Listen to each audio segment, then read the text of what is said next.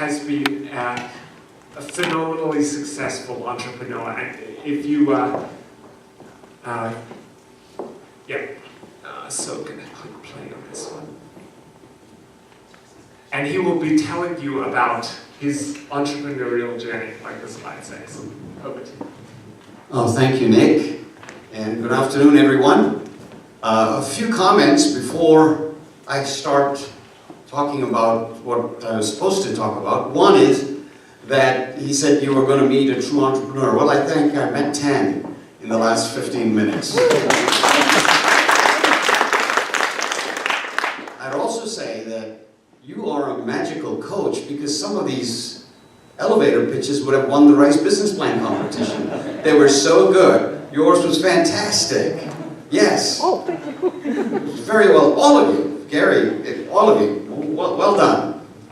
The final small correction is I do not talk about my entrepreneurial journey. It's called the entrepreneurial journey. It's only because I've been a professional speaker for 25 years, and oftentimes I've been asked to talk about myself, and I don't.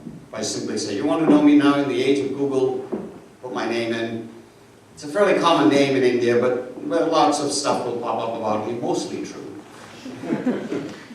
But I will talk about, and I will talk about to all of you today, about what is the entrepreneurial journey, and much of this is sort of melanged with my own experiences, lessons learned. Because one really should learn from your mistakes. Your successes are often accidental, or luck, or perspiration meeting inspiration, as we call it. But what you really learn from are your mistakes. So let's start off with a quick show of hands. Well, first of all, great to be here. Wonderful town. I was here about 3 years ago, and it turned out great weather for me. Thank you all. Quick show of hands. Who in this crowd is an entrepreneur? I just think I'm at 10, but this is an astonishingly high percentage for a normal crowd. Who in this crowd wants to be an entrepreneur? A few wannabes. Now, most importantly, who in this crowd knows how to spell entrepreneur? Because it's an interesting word. It didn't exist in the English language 30 years ago. Those of us who are old enough, Medicare eligible, we remember the days when there was no such word. In fact, even in French, this word didn't exist till about 125 years ago.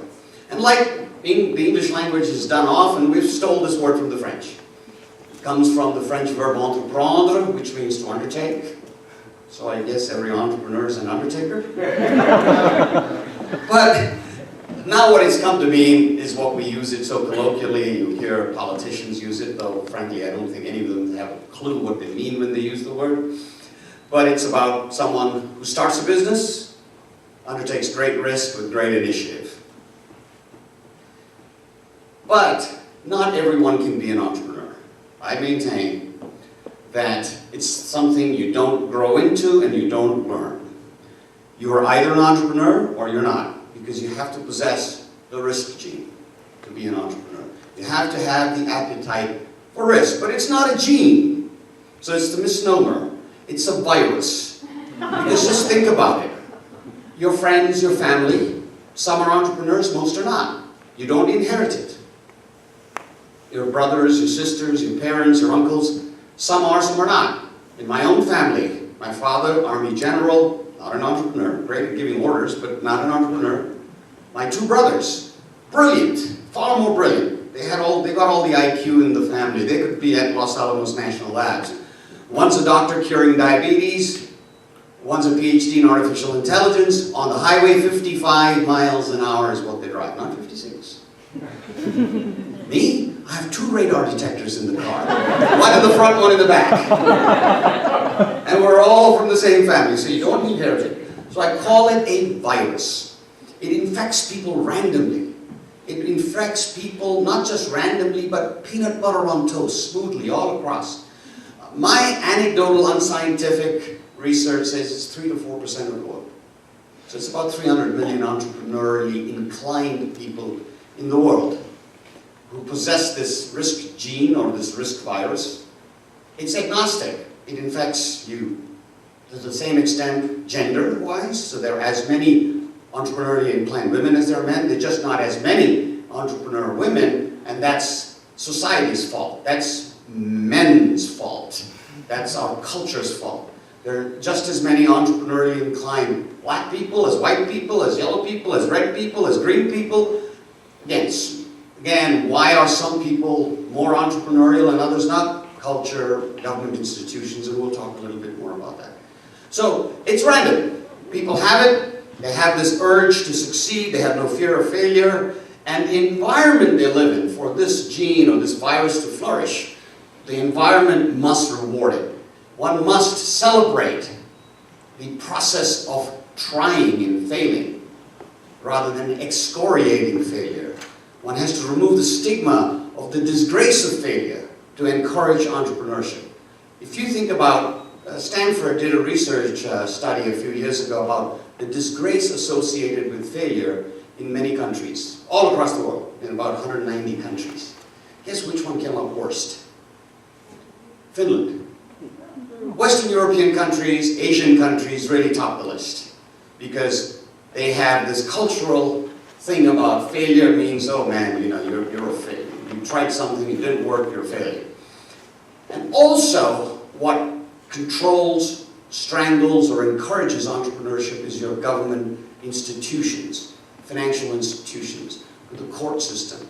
How do you handle bankruptcies? How do you handle contracts? The sanctity of intellectual property. All of this also either encourages or suppresses entrepreneurship. Good case in point, I'd like to point out, which is one of the stellar examples. People always talk about India as now an economic juggernaut, but in 1991 they were bankrupt. They were a socialist economy with rules, regulations. They still are. I mean, it's still a very difficult country to do business in, but the government opened it up just a little bit and the country went on an economic tear only because of entrepreneurs. Not government, not big business, not multinationals. So, through history, we know that it's entrepreneurs who have rescued the world when it's been in trouble. If you think about the middle 19th century, the Industrial Revolution was sparked by entrepreneurs. They ignited the Industrial Revolution, names such as Thomas Edison, Alexander Graham Bell. When you read that list, and I will read it out for you, it's quite self-evident, think about them. They all started as one or two people. It was Alexander Graham Bell and Watson. Now today, what is that company? AT&T, one of the world's largest institutions. Think about Henry Ford, one man. Today, Ford Motor Company. It's not just the Ford Motor Company, it's General Motors, it's Chrysler, it's Toyota. He spawned an industry. The point I'm making is that all these entrepreneurs, legends that we make movies about, started small, had great dreams, great visions, worked at their vision, and then spawned companies that today are Fortune 30. They're Dow component, every one of those companies. Same thing happened after World War II, when the world was in economic doldrums. It was entrepreneurs who came to the rescue. These are entrepreneurs I call them legends in their own time. People like Steve Jobs, Bill Gates, Ray Kroc, different industries. My personal favorite is Ted Turner, who arguably helped bring down the Iron Curtain with CNN. He got to marry Jane Fonda. That's pretty entrepreneurial. And he also, I don't know if you know this, he also has the largest number of bison on his farms, trying to bring that animal back from extinction. So he's a pretty good guy. And today, we have what I call the 21st century revolution, and these are, again, legends in the making. We've all heard of Google. How many times does your company get to be a verb in the English language? Yeah. Don't believe me? Google it. Yeah. These are people, Jeff Bezos, who's not only changed the whole world of e-commerce, but has sights set on going into space with Blue Origins, and has the world's largest cloud-based network. Who would have thought an e-commerce company would actually be running the NSA, the CIA, the New York Times, and such massive organizations on its cloud services. So these are, again, just examples of how, started small. Sergey Brin and Larry Page started in the garage of a good acquaintance of mine in Silicon Valley. And look what they've built, one of the world's most incredible companies. So you don't have to be big to be successful. Most entrepreneurs start small, and we'll go through that journey. Just the one common ingredient for all of them is they were innovators. Entrepreneurs innovate. An entrepreneur is always an innovator. An innovator may not always be an entrepreneur. Good example is the Post-it note. Remember the Post-it note? You all use it. It's changed the way we live, changed the way we decorate our fridge. Started by a guy who worked for the 3M company. Retired with the 3M company. 40 years working for the 3M company. What did he get for the Post-it note? Maybe a gold watch. What did 3M get? Billions and billions of dollars. So he was a true innovator, but not an entrepreneur. A true entrepreneur would have said, I got this great idea, I'm going to get out of 3M, I'm going to start the company, I'm going to go to Silicon Valley, I'm going to raise money, and then I'm going to become a billionaire. So that's the risk gene, or the risk virus. Absence of that virus. But again, it's not a bad thing. 97% of the world doesn't have it. Only 3% of the world does. So what is innovation? You normally, when you talk to experts, they'll give you some vague definition that goes, it's aspirational. Fresh thinking that creates value. Probably because the word innovation is derived from the Latin word innovatus, which literally means into new. And they will have you believe that things like the hula hoop, remember? Who all remembers the hula hoop? Who can hula hoop? Gee, it is tough. But the pet rock, the Cabbage Patch doll, Rubik's Cube, these are innovations. But I beg to differ. They're not. You can't compare them with Alexander Fleming's discovery of penicillin, or Jonas Salk's invention of this polio vaccine, or even Steve Jobs' creation of iTunes, iPod, and iPhones. True innovation is something that can be defined as the process by which an idea or an invention, an idea or an invention is transformed, or let me say mutated. Society views innovation just like biology views mutation, into goods and services for which people will pay. Let's talk about how does one go about innovating. Time for a story. You guys ready for a story? It's been heard a lot of stuff. So time for a story. There was a real battle going on between heaven and hell, between Jesus and Satan, about who was smarter on computers and the internet. Because they digitized heaven and they digitized hell, and so there was a big argument. And God was getting fed up with these arguments between the two of them, and just one day decided to put an end to it. He said, okay, Jesus, okay, Satan, I'm going to run a 2-hour test on you both. And you're going to have to print out a report, and then I will judge who's the better. So he sets them both up in a room, equips them with a computer, with internet, Wi-Fi, everything, and then turns them loose. And so they're doing everything a computer can do, word processing, outlooking, browsing the web, doing all PowerPointing, Excelling. And about 5 minutes to go before the 2 hours ended, there's a big flash of lightning, and the power goes out. So I know this room that God set up must have been in New Delhi. Because the power goes out all the time, or in Cairo. So the power goes out. And Satan looks at his screen and is really yelling obscenities, and he's saying, God, I've lost everything. And Jesus just was sitting there, twiddling his thumbs.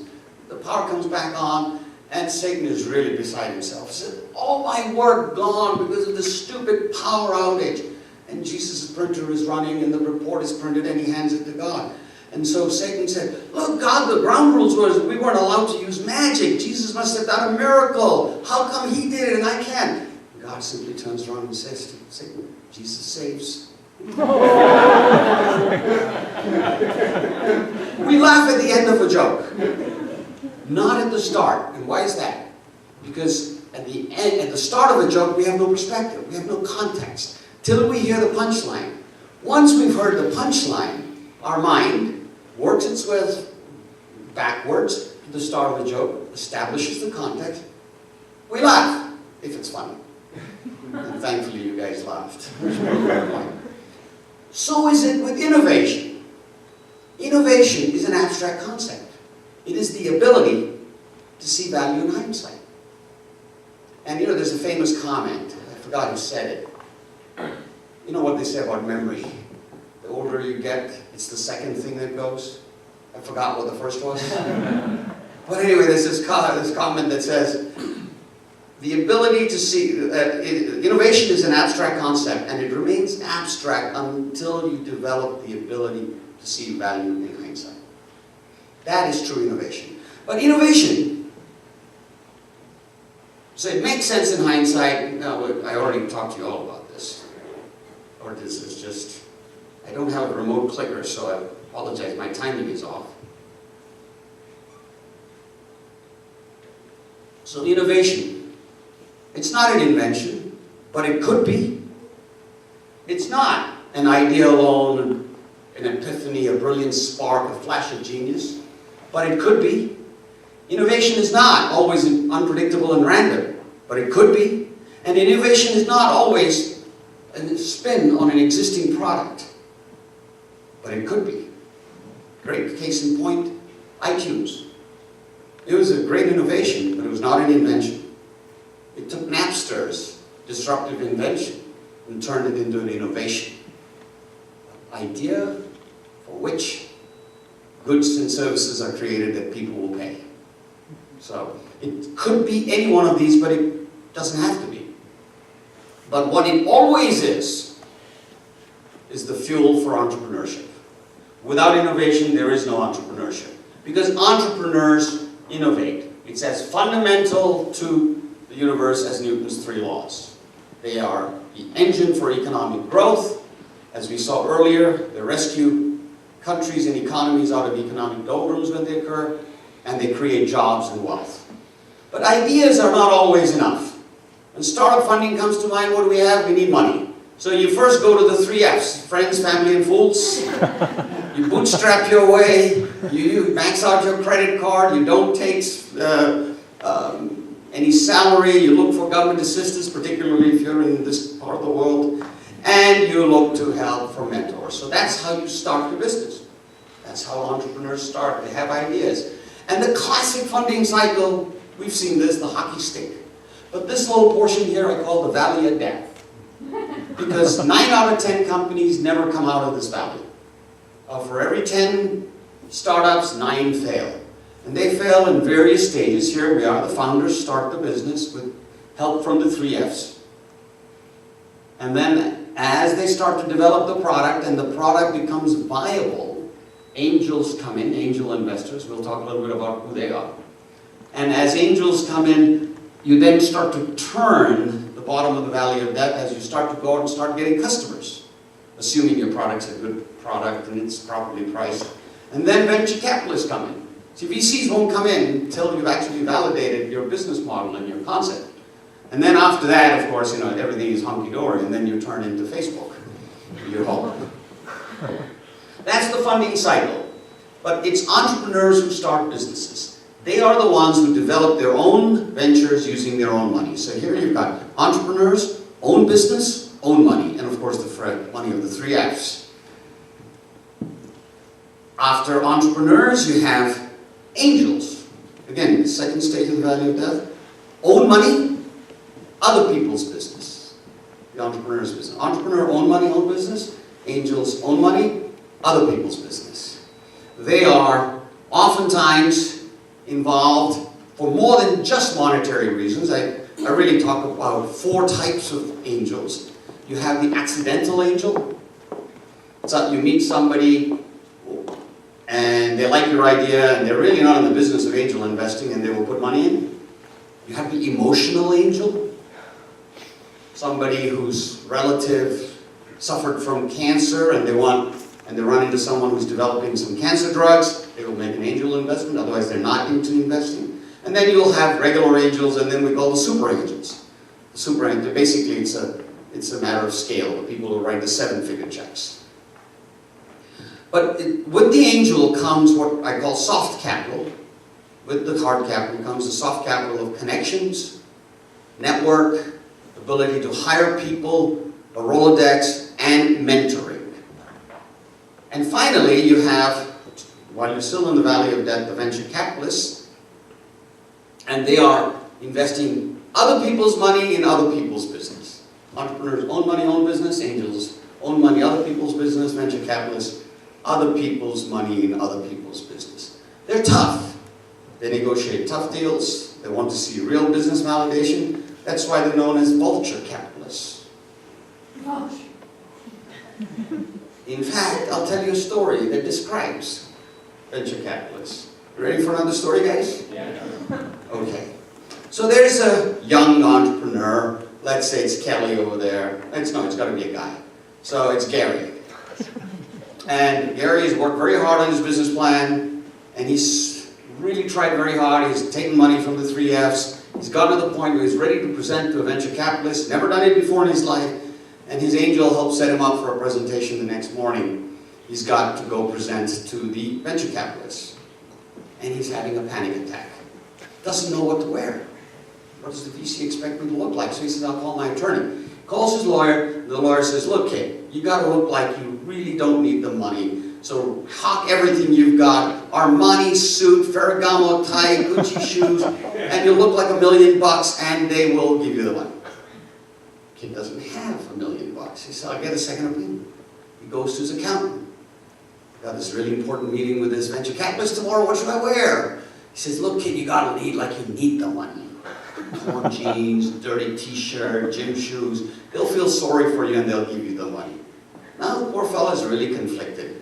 Attorney tells him to look like $1 million. Accountant tells him to look like a bum. So he says, I'll get a tie, and third opinion. I'll go to my priest. So he goes to his priest and he says, Father, I got this really important meeting tomorrow. Present to a venture capitalist. My attorney tells me to look like $1 million. My accountant tells me to look like a bum. And the priest says, son, let me tell you a story. It's a story inside of a story.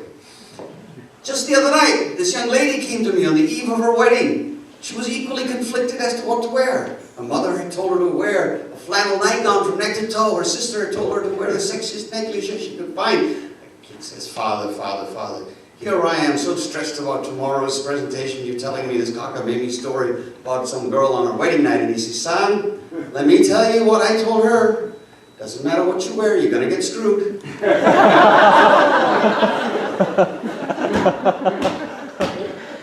That's venture capitalists for you.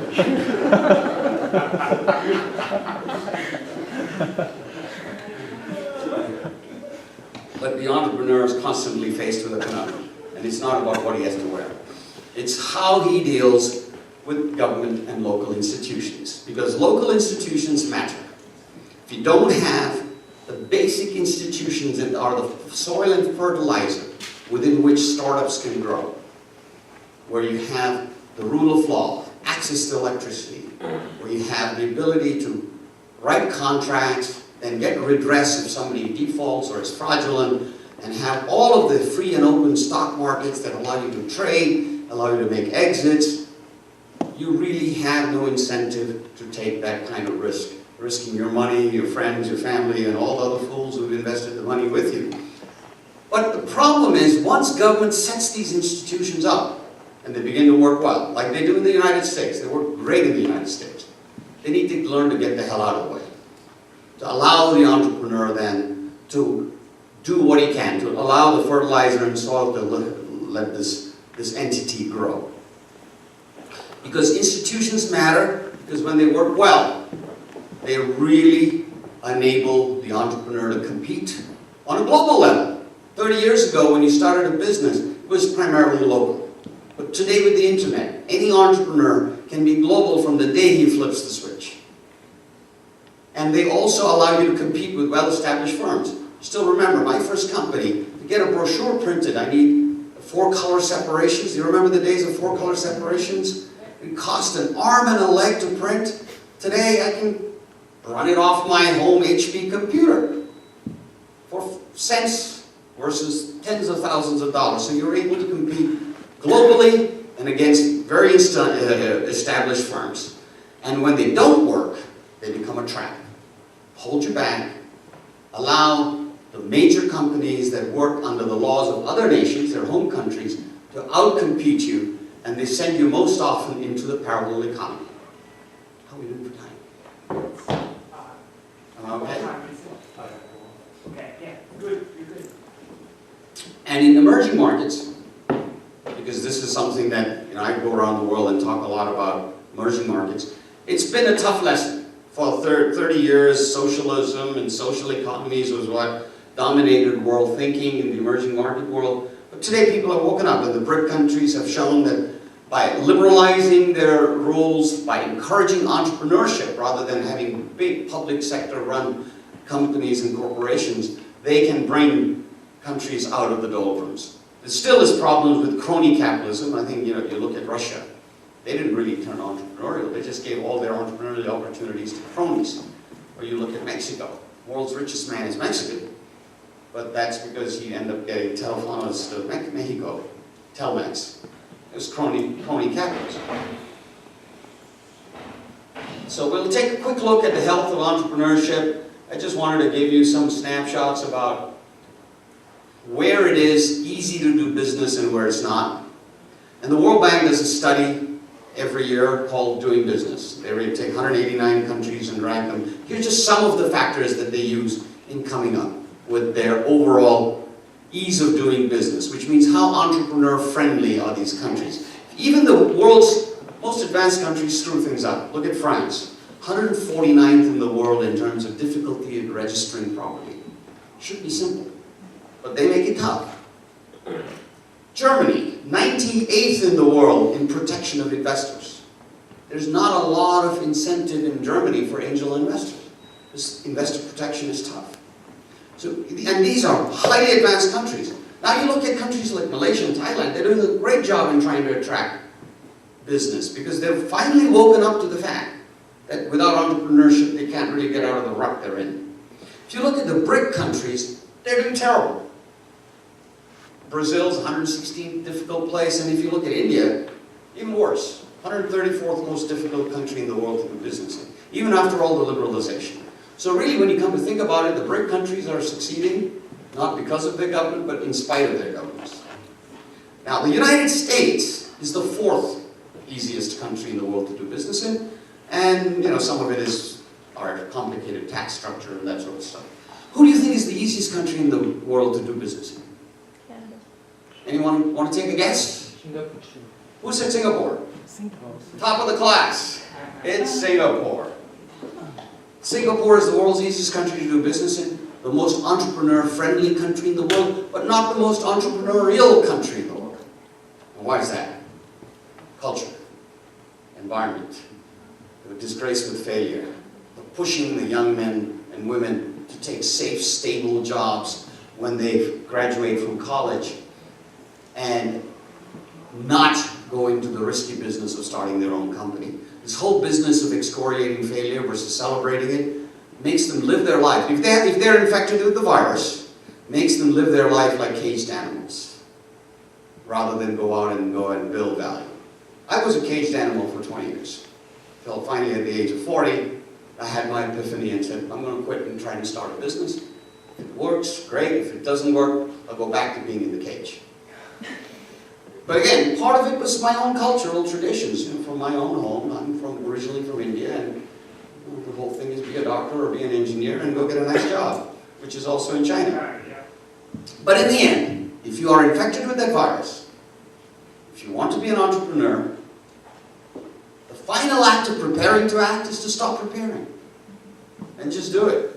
Because when you're young, and oftentimes, the audience is quite young when they're listening to me, you have much more time on your hands than your money. So go spend your time. You're not spending too much of it because you got plenty of it. And then give it a shot. Because it's all about not being afraid to take risks and not being afraid to fail. I would like to end with a little bit of my own story, but it's not my story. It's about lessons learned along the way. It's lessons learned by flattening my nose. I call it the school of bloody noses. You make mistakes, you learn from them. And then, along the way, you try to incorporate the lessons from the mistakes and try not to make them again. The stupid part is, it's okay to make a mistake. The stupid part is to make it more often, again and again and again.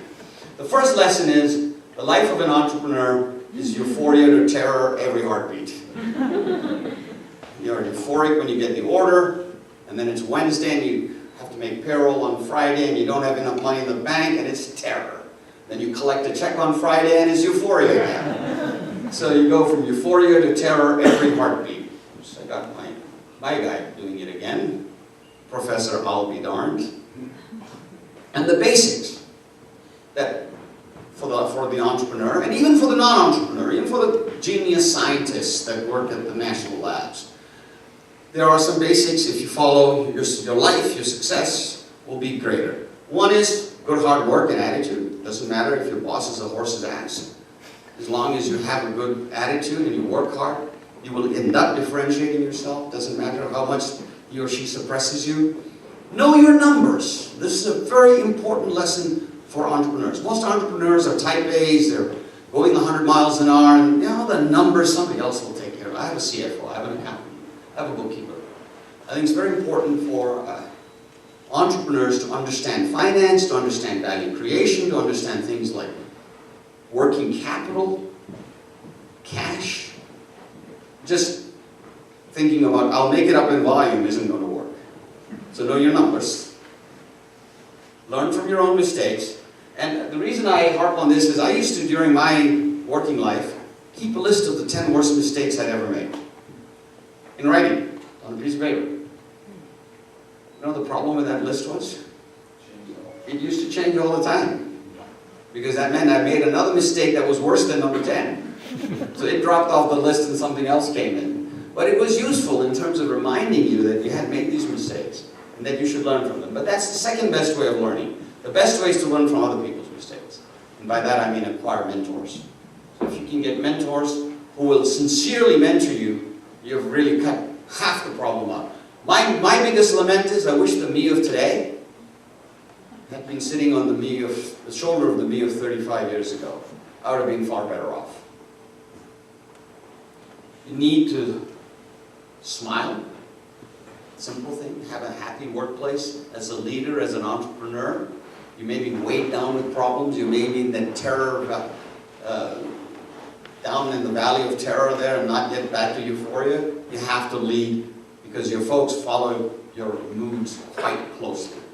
And finally, you have to learn how to write well and speak well, because these are skills that, at least writing well, is disappearing with all of the shortcuts and the text messages and the various spell checks and everything else we do. We have lost the art of writing a great email or a great letter.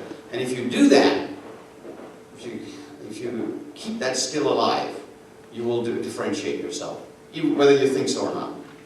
And you'll be remembered by the reader. And the other one is to speak well. That's a must.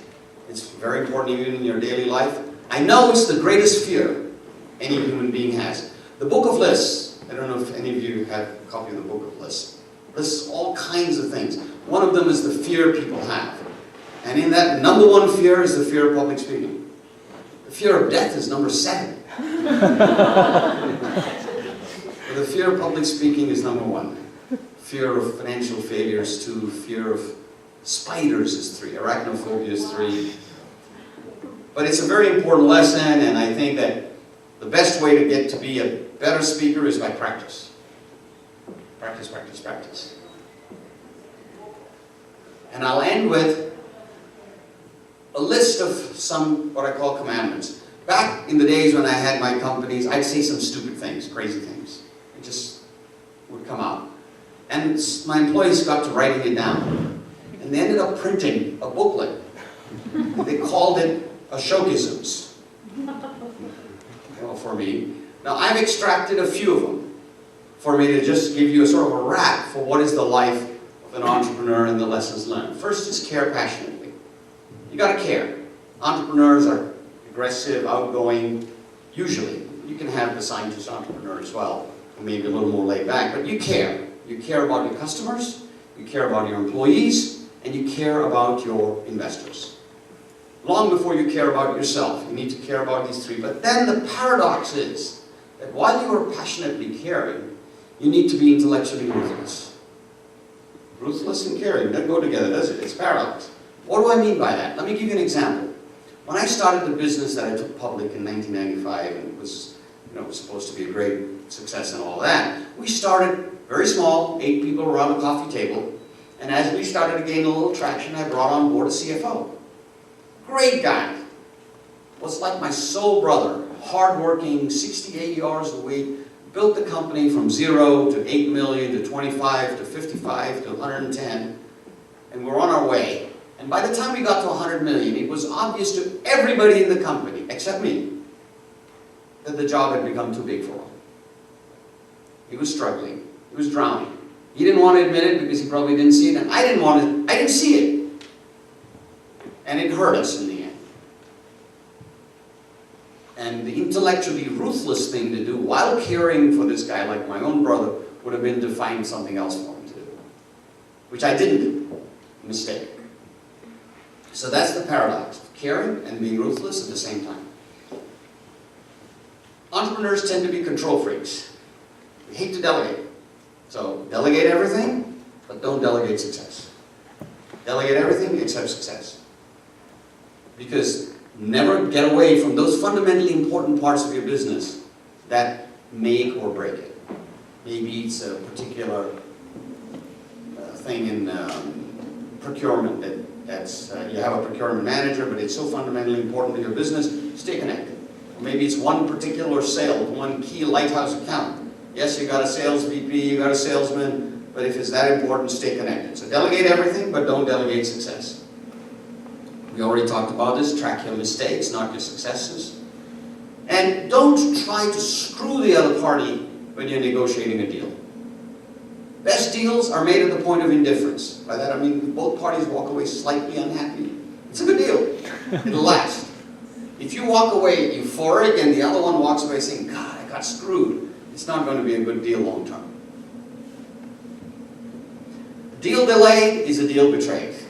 By this I mean, this is advice to entrepreneurs that say, don't hang on to your business beyond the point of when it makes sense. If there's a deal on the table that's good for those three constituents, customers, employees, and investors, take it. I think Jerry Yang from Yahoo should have taken this piece of advice when Microsoft tried to buy him for $38 a share. And now they're languishing at, what, about 14? Communicate, we already talked about that. Hire trust. Price of betrayal is expensive. When we're hiring people back before we have too much experience, what do we want? We want the resume, we want the experience, we want the Rolodex, we want leaner, meaner, stronger, faster, you know, that sort of thing. We forget about the fact that we've got to have somebody you can trust with your life. And if I look at the 10 worst mistakes of my life, the most recent up-to-date list, 6 of them are hiring mistakes. The price of betrayal is expensive. So, talent is important, but trust is even more. In fact, in the latest stages of my life, when I used to go to headhunters and ask for them, they'd ask for me for the top 3 requirements. The first one I'd put is trust. And the headhunters said, I've never seen this before from anybody. Though I wish I had copyrighted this, because Marshall Goldsmith wrote a book that became a bestseller saying just this: those who get you there don't get you out of there. That means that no amount of remedial training can help people who have gotten you into trouble. You have to go back to Ashokism number 2 and be intellectually ruthless and make some changes. So those who get you there don't get you out of there. We entrepreneurs tend to be very fast-moving, and oftentimes we'll outstrip our supply lines. You'll be out there all by yourself, turn around, and your troops are way in the back. So you can go faster sometimes by slowing down. During doldrums, and every company has doldrums, precipitate a crisis, artificial one, but make sure you manage to it. Here's a good example. You go to a trade show, and your company's in sort of doldrums, and you've got this key customer come by, promise them something that you know engineering can't deliver. And then make engineering deliver it. Don't do it as always, but once in a while. It's good to precipitate a crisis.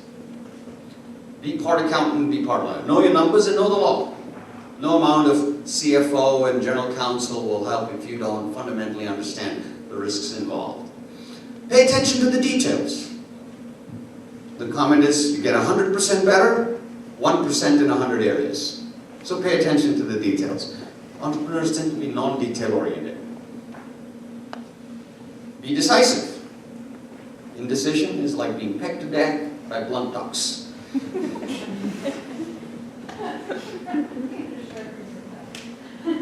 Don't shave Superman. This is for the guys. I haven't come up with an equally nice equivalent for lady leaders. But what does that mean? Don't shave Superman. Every morning, the person you meet in the mirror as you get ready to shave is not Superman. You may have just rung the opening bell at NASDAQ. You may have been featured in Inc. magazine. Your stock may have gone up 50% the day you listed it. You're the same person, warts and all, mistakes and all. So stay grounded, stay humble to the best you can. Don't shave Superman. Don't drink your own whiskey, we say in Texas, but don't shave Superman. Stay the way you are. That's the best way you can handle it. It's good for you, good for your karma, good for your employees, good for your wife or your husband. And it is something that most entrepreneurs really fall prey to. Worry about tomorrow's problems? Tomorrow. This doesn't mean don't be strategic. This doesn't mean don't plan. But what this means is learn to compartmentalize and not get paralyzed with fear about what might happen tomorrow. Stay in the moment, handle the things that happen today. So worry about tomorrow's problems tomorrow. Don't push the river, let it flow. Don't force things. A lot of young entrepreneurs will come to me with two types of questions.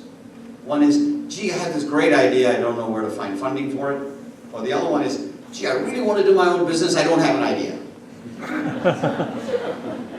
And to both of them, the answer is, don't push the river, let it flow. As you wind your way down that river, you go across the bend, there might be standing a potential investor. You go around the bend, and there might be standing that partner that has the idea that the two of you can then take to the next level. Or as you go around the bend, there may be that contact, that desperately needed contact, your first customer. So in the end, with all of the impatience that our entrepreneurial virus endows us with, this essentially says, be a little patient. Don't push the river, let it flow, because it'll get you eventually. And the final Ashokism that I have for this list, the total booklet's about 100 long, is I wish it was a piece of advice that people like Bernie Madoff and Bernie Evers and Ken Lay and all had taken. If it feels wrong, it is. Don't cut those corners. Now don't get paralyzed by bureaucracy. There are times to cut corners. But if it feels wrong, don't do it. Sleep better at night. Don't cheat on your taxes. Pay your taxes. That's not what I mean, but that's the equivalent of the same. So having said all of that, thank you.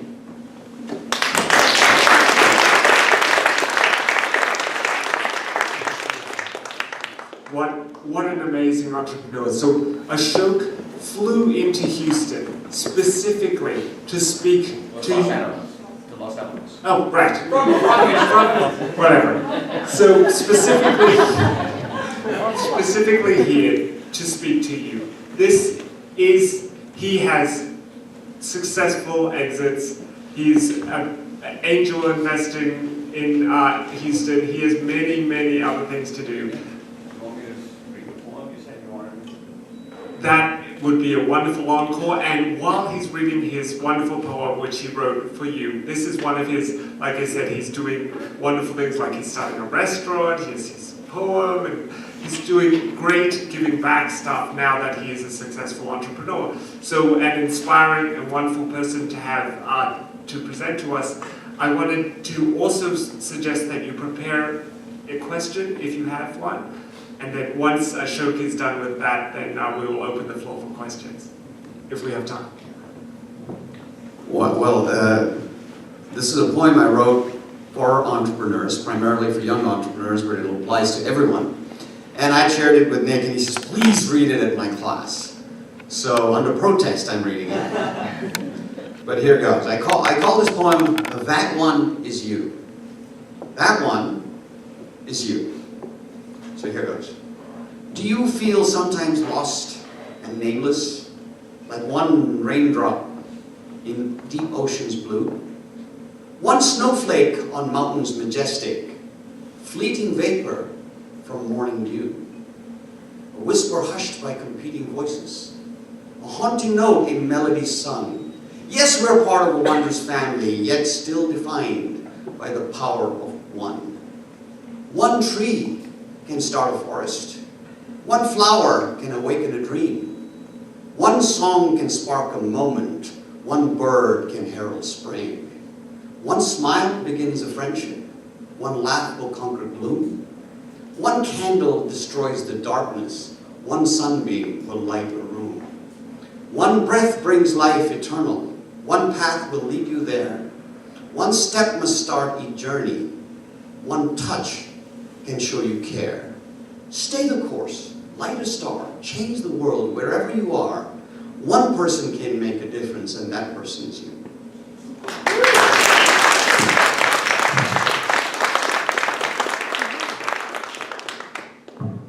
Fantastic, thanks. We are so lucky to have you, so thank you so much. And thank you so much for being here.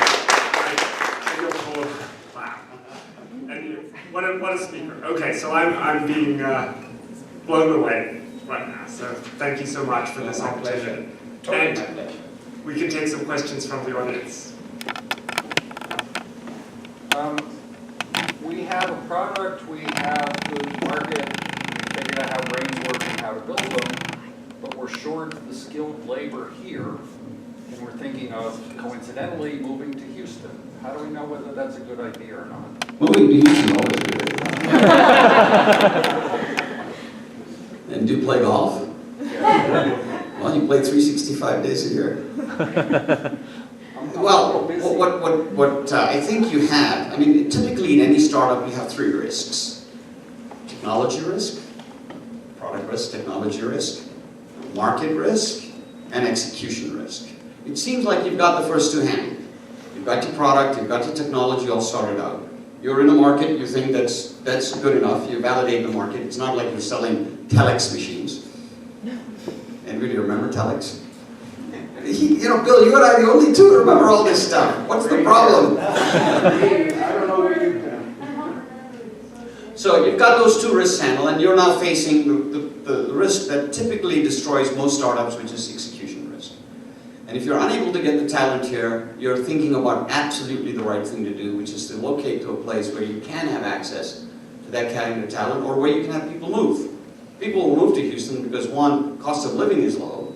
Two, year-round weather, even though summers can be hot and humid. And three, there is a very large pool of existing talent. What business is it in? Since we know how brains work, we can make things that, say, make sense out of lots of data, or the one we're working on at the moment is, can you make an app that helps a woman go and buy jewelry? The app learns what she cares about, and according to my friend, most importantly, can tell her husband with the push of a button so he knows what to get. Oh, I need that app. If you had asked me out of the blue, where should that company locate, I would have said Silicon Valley. But Houston's not a bad place. Right, we'll take another question.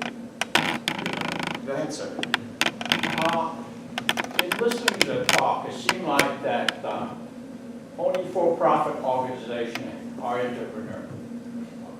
Does it apply? I mean, what about for nonprofit? Everyone here heard the question? Well, no. Actually, social entrepreneurship is on the rise. But typically, an entrepreneur involved, even social entrepreneurs make money. Otherwise, you're in the charity business. So typically, entrepreneur equals the desire to create wealth, create jobs, create economic growth. Typically, to be an entrepreneur. Now, once you've been a successful entrepreneur, you can go back to giving back, paying it forward, as they call it. But I think, essentially, the definition of entrepreneur is you're going to go out there and do something that's going to change the world, but make you money. Right. Jay, Yeah, John. What separates from a great idea versus a great business, or a good idea versus a good business, and how for a class, budding entrepreneurs, how do you know the difference between one versus the other? Great idea versus great business. Well, you really at the start, you don't know. Until you've handled those three risks, technology, market, and execution.